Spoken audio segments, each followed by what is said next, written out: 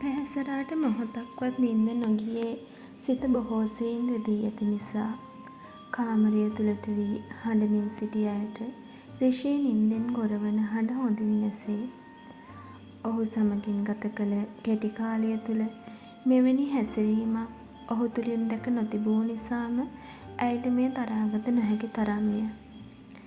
එමෙන්ම ඇය කම්පා වූයේ තමා ගත් තීරණය වැරදි එකක් යැයි කියා දෙමාපියන් සිතාවී යැයි කියා සිත පැවසූ නිසාවෙනි. ඇය කිසි දිනක තම පියාගෙන්ද මෙවැනි විකාර හැසිරීම් දැක නැත. ඔහු මත්පැන් පානය කිරීමට අකමැති බව ඔහු හා පවසා දිනයක් ගතවීමටත් මත්තෙන් මෙවැනි දෙයක් සිදුවීම නිසා ඇගේ සිත තදින් රිදින. නොනවත්වා ඇසෙන රිෂීගේ ගෙරවිලි හඬට සවන්පත් යොමු කරගෙන සිටි අය අනතුරුව කොට්ටයක් හා පොරවනයක් රැගෙන යන්නට වූයේ සාලය වෙතටයි. සාලයෙහි බිම වැතිරි දෙයත් සහ දෙපා විසිරුවාගෙන රිෂී නිදා සිටින්නේ මුවද විවර කරගෙන. ඔහුගේ එම ඉරියව් දැකීමෙන් පැහැසරා තුළ යළිත් ඇති වූයේ කලකිරීම පරයන කේන්තියකි. මත්පැන් වලට මිනිසෙක් මේ අයුරින් පහතට දැමිය හැකි නම් ඒවාට ලොල් වන්නේ කුමකටදැයි කියා ඇයට සිතින. ඇයට රිෂීට ආදරය දැක්වීමට අවශ්‍ය නැත. නමුත් මනුස්සකමක් වශයෙන් ඇය ඔහුගේ හිස ඔසවා කොට්ටිය තබා අනතුරුව පොරවනය පෙර වූයේ සීතලෙන් හා මදුරුවන්ගෙන් ආරක්ෂා වීමට. නංගි නිදාගන්න මම මෙතන ඉන්නම්. ඇගේ ක්‍රියාව දුටු එදෙසට පැමිණි ජෙරම් පැවසූයේ ඔහු අසලින් නිදා ගැනීමට සූදානම් වී. ඔහුට පිළිතුරු නොදුන් පැහැසරා යළි කාමරය තුළට ගොස් දෑස් පියා ගත්තාය. ඇගේ සිතට නිදිමත නොමැති වුවත් දෙදිනක් පුරා වූ වෙහෙස නිසා ඉබේටම ඇගේ දෑස් පියවිය. ඇය යළි අවදි වූයේ පසුදාට එළි වූ පසුය. ඒ සීතල අතක ස්පර්ශය දැනී. දැනෙන්නට වූ වෙහෙසකර බව නිසා දහවල් වනතුරු නිදා ගැනීමට සිතී තිබූ ඇය දෑස් විවර කර බලන්නට වූයේ අකමැත්තෙන් මෙනි. තමා දෙස බලා සිටිනා රිෂීව දුටු ඇය යළිත් දෑස් තදකොට පියාගත්තේ කෝපයෙනි. දිගුනින්ද සිත් රිදවීම හා අමිහිරි මතක අමතක කරවීමට ඔසුවක් වුවද පෙර දිනයේ වූ කිසිවක් පැහැසරාට අමතක වී නැත. එනිසාම ඇය දෑස් නෑරම අනෙක් පසට හැරී හොඳින් පොරවාගෙන යළි නිදන්නට විය. ඇය සිටින්නේ තමා සමගින් අමනාප වී බව දන්නා රිෂී තම මුහුණ ඇගේ මුහුණ මත තබා ඇයව තුරුළු කර ගත්තේය. තරහද? ඔහු අසන්නට වූවත් ඇය ගල්ගෙල්ලාසේ නිහඬය. මට සමාවෙන්න බොනිකි. නිහඬව පසු වුවද ඔහුගේ වචන අසල ඇයට හැඬුනේ සිත්ති ඇති ආදරය වාන් දමමිනි. වරද කළේ ඔහුය. ඔහු කළ වරදට සමාව අයදින විට ඇයට හැඬුනේ ඈ තුළ ඔහු කෙරෙහි වූ ආදරය නිසා විය යුතුය. එසේත් නැතිනම් අනෙකාගේ වරදකාරී හැඟීම තමාගේ ලෙසින් සිතීමට තරම් ගැහැණියක් මෘදු මොළොක් බවින් යුක්ත නිසා විය යුතුය. අයින් වෙන්න මට නැගිටින්න පැහැසරා පැවසූයේ හැඬුම් මැද. බෑ අපි දෙන්නම දොයිය ගමු. රිෂී පැවසූයේ තවත් ඇයට තුරුළු වෙමිනි. ඔහු කෙරෙන් පැමිණෙන සුගන්ධය නිසා ඔහු උදෑසනින්ම නා පිරිසිදු වී ඇති බව පැහැසරාට වැටහේ. තම සිරුරේ ඇති උණුසුම් බවට ඔහුගේ සිරුරේ වූ සීතල පහස එක් වී දැනෙන්නට වූ සනීපවත් බව අසීමිත වූවත් ඇය ඔහුට නතු වූයේ නැත. අයින් කෝ බෑ වෙලාව කීයද? ඇය විමසූයේ එක්වරම මතක් වූවක් මෙනි. අනතුරුව ඇය මේසය මත වූ එලා මොරලෝසුව වෙතට දෑස් යවුවාය. 7යි කාලයි යන්නේ නැද්ද? කලබල වූ ඇය නැගී සිටියේ රිෂී වෙත පෙරළවාගෙන. අම්මලා ජෙරම් යසෝ අම්මයි සෝනි ඔක්කොමලා ගියා. රිෂී පැවසූයේ ඇඳ විට්ටමට හේතු වී. මට කවුරුත් නැගිට්ටුවේ නෑ. නාන කාමරයේ වෙතට යාමට සූදානම් වූ ඇය පැවසූයේ රිෂී දෙස නොබලාමය. ඊයේ මං බීවේයි කියලා අහන්නේ නැද්ද? තමා කළ වරද පිළිබඳව ඇය කනස්සලු නොවීම දරාගත නොහැකි වූ රිෂී අසන්නට විය. එයට පිළිතුරු දීමට ඔහු වෙතට හැරුණු ඇය පළමුවෙන්ම සිදු කළේ තදින් රවා බැලීමයි. ඕන කෙනෙක් ඕන දෙයක් කරගත්තාවේ බබ්බු නෙමෙයිනේ. මං මගේ ගමන යනවා. මට කා වෙනුවෙන්වත් නාස්ති කරන්න වෙලාව නෑ. මම කවුරු වෙනුවෙන්වත් බලාගෙන ඉන්නෙත් නෑ. ඇගේ පණ්ඩිත කතාව අසා සිටි රිෂී අනතුරුව ඇයව අතින් ඇද තමා වෙතට කරගත්තේය. අනේ මේ රිෂී හුරතල් වෙන්න වෙන කෙනෙක් හොයාගන්න.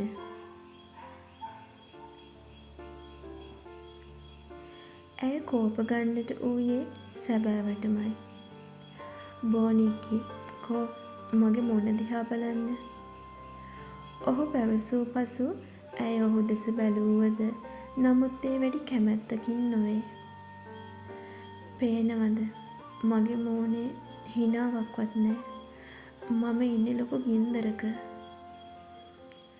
ඔහුගේ මුහුණෙහි වූ හැඟීම වටහාගත් පැහැසරා ඔහු දෙස ඕනෑකමින් මෙන් බලන්නට වූයේ සුසුම් හෙළමිනි. ඇයි මේ මෙහෙම වෙන්න මගෙන් ඔයාට වරදක් වුණාද රිෂී? මට මගේ අම්මලගේ මිනි මරුව හම්බුණා රත්තරන්. මම ඌව පන පිටින් තියන්නේ. වෙවුලන දෙතොල් සොලවමින් ඔහු පවසන්නට වූයේ කඳුළු පිරි දෑස් වලින් ඇය දෙස බලමිනි. ඔහුගේ කතාවෙන් පැහැසරාගේ හිසේ සිට දෙපතුල දක්වා හිරිවැටි කියාක් මෙන් විය. මොකද්ද රිෂී මේ වෙන්න යන්නේ?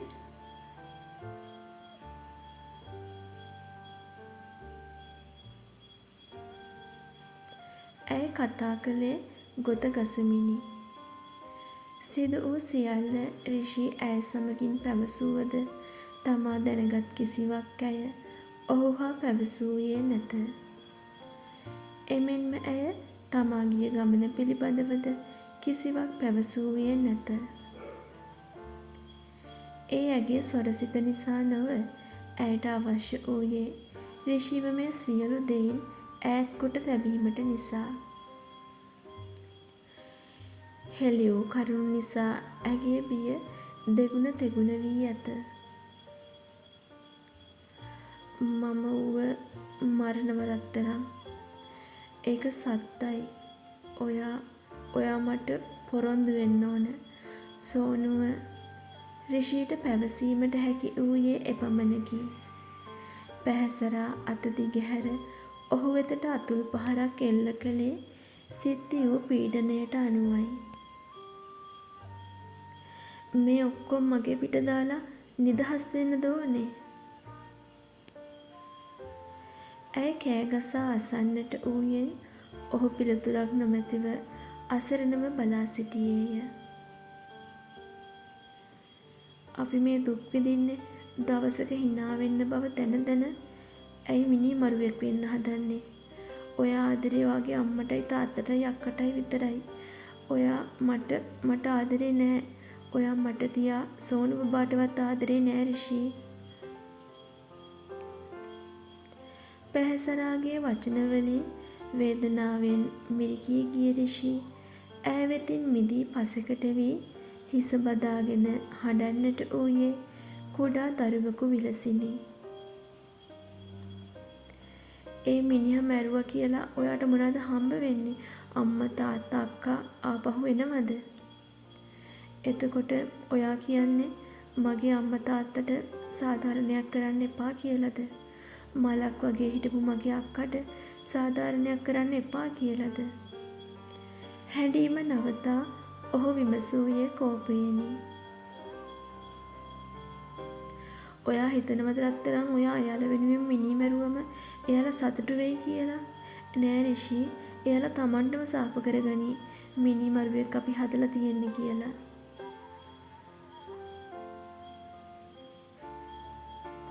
ඔහු වෙතට සමීප වී ඒ කම්මුල් තදකොට ඇය පවසන විට ඔහු යළිත් සංවේදීය. මට පලිගන්න ඉඩක්වත් නැත්තම් මට සිහි නැති වෙනකම් බොනව ඇරෙන්න වෙන කරන්න දෙයක් නෑ. මට අදත් එහෙම වෙන්න හිතෙනවා.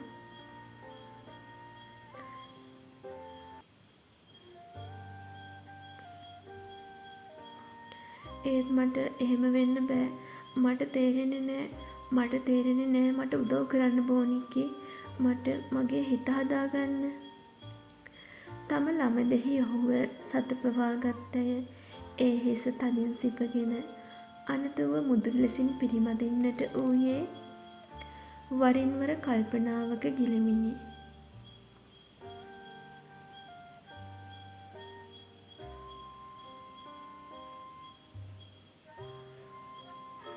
හිතට මොනවා දැනුණත් මට කියන්න රත්තරන්.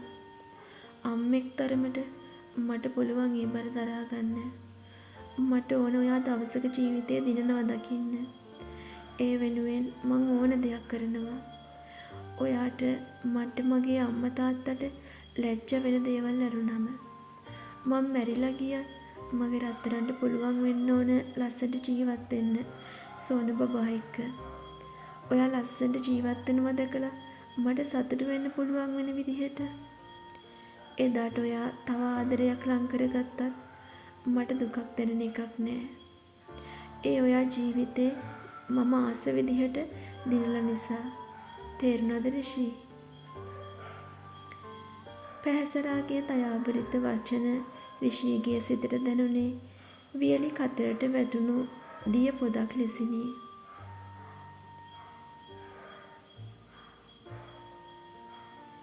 ඇගේ ඒ වචන ඔහුගේ සිත්ති නව ආත්ම ශක්තියක් ඇති කළා පමණක් නොව ජීවිතයට ආශිර්වාදයක්ම විය.